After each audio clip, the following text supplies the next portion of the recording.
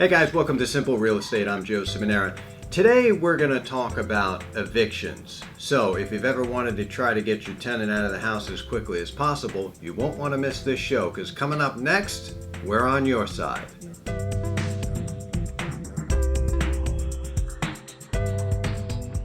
Well, the eviction process is a total pain in the butt. I mean, let's just face it, any single thing related to the eviction process completely sucks. And you want to try to avoid it at all costs. Now, if you're in a non-landlord friendly state, states like New York, New Jersey, California is another one, there's a few others, you're going to have a difficult process getting a tenant out of the house legally. I'm going to say a minimum, if you're lucky, 3 months. It could go to 6 months. If it goes to trial, it could be close to a year. However, most cases don't go to the trial unless you, as a landlord, shut off water or shut off electric, or you've been renting an illegal part of the house. So, and we'll touch on that in just a minute here, but let's talk about what the process of eviction is. So you have a tenant and they're not paying the rent, right? I mean, let's face it, there are people like that in this world where, you're going to work hard to better your life and they're thinking that they're going to get a free ride. So they stay in your house or your apartment or what have you, and they think that they can live there rent free.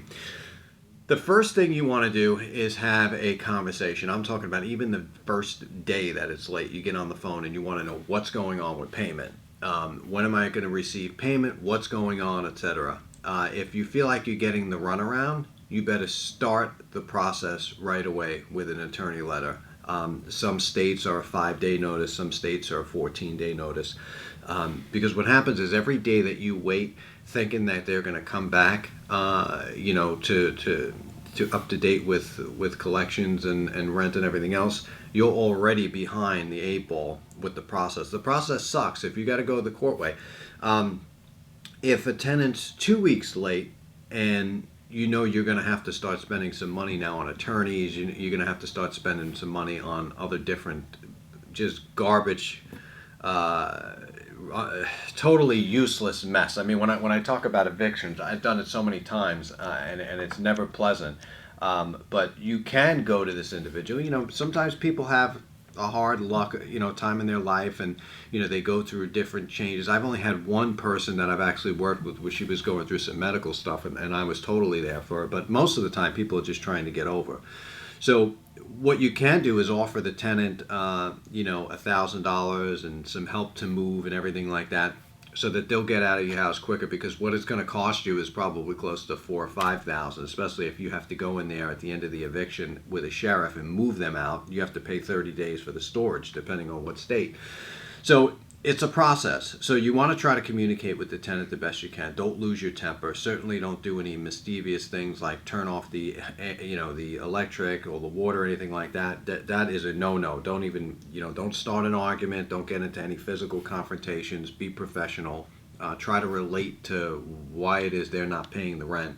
But ultimately, you got to put in your lease, on the third day, the eviction process starts, because you have to tell the tenant right in the beginning, look, anything you need, I'll be there. But if you're late with the rent, you're more than 3 days, I start the eviction process. That's got to be, you got to lay down the laws.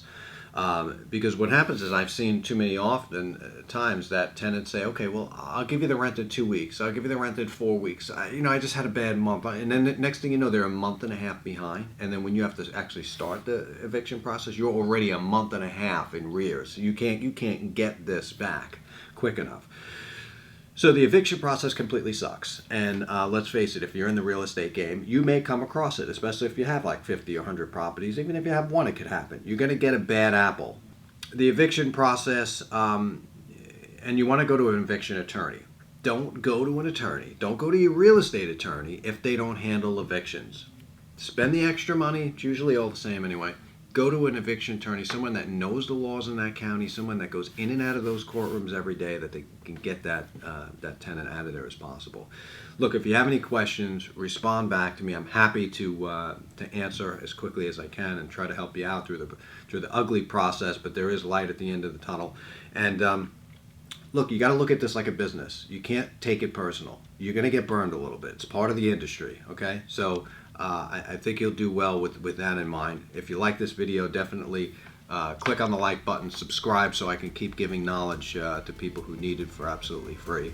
I think that's it. Up next, we're going to talk about problems with renovating a house and some things you can do to cover your back as far as insurance and everything else. But that's it for this video, folks. Thank you for watching Real Estate Simple. I'm Joe Simonera, and don't forget to like and subscribe. Good luck.